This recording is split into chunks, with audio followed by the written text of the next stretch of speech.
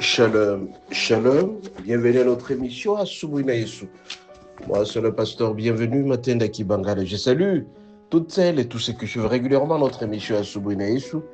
Et vous souhaitez de très bonnes conditions d'écoute à Subwina Yesu, qui signifie dans l'une de nos 4 langues nationales, le matin avec Jésus. Mais ce matin, notre thème s'intitule 2 points. Le temps passé ne revient plus. Le temps passé ne revient plus. Mais la plupart des personnes se rendent compte, après 50, 60, 70 ans, qu'ils ont passé les temps inutilement sans pour autant s'occuper de l'essentiel. Tout en pensant que les jours sur la terre sont très longs, ils se trompent.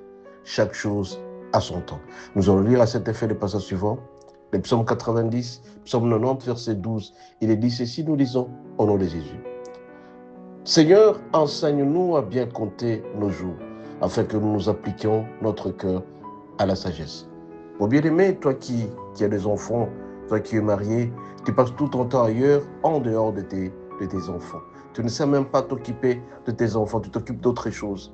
Il arrivera un certain temps où tu ne sauras même pas t'occuper de ta famille. Mais ce matin, je veux te dire, notre Dieu nous demande de pouvoir savoir enseigner à compter le nombre de jours.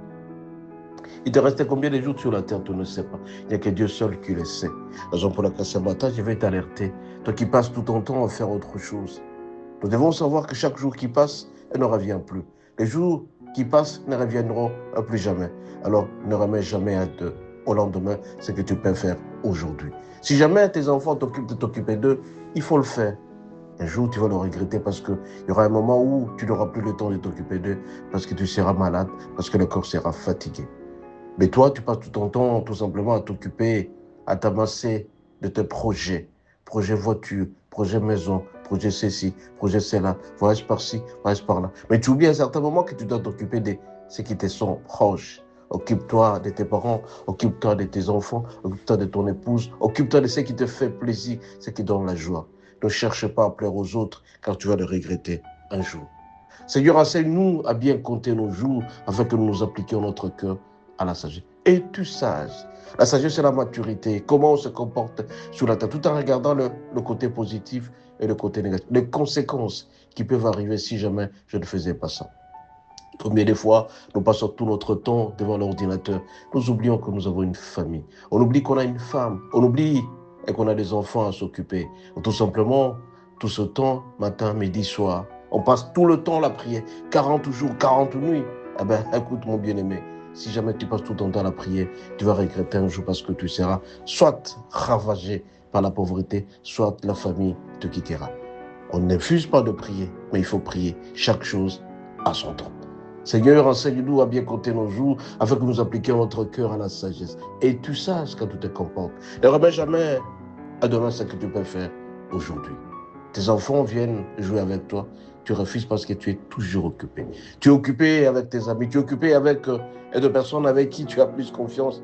Et pourtant, un temps où tu auras du mal à vivre parce que tout simplement, tu as manqué certaines choses que tu pouvais faire à un certain moment. Ce matin, je vais t'alerter tout simplement, mon bien-aimé.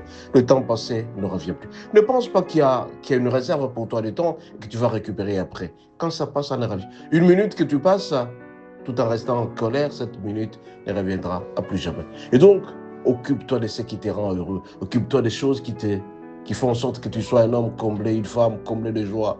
Ne t'occupe pas des choses qui te feront mal. La personne qui te fait mal, qui est venue circonstanciellement dans la vie, s'il faut la balancer, tu parles à cette personne-là pourvu que tu puisses retrouver la paix et la joie. Ce matin, je vais t'alerter, mon bien-aimé. Le temps passé, il ne revient plus.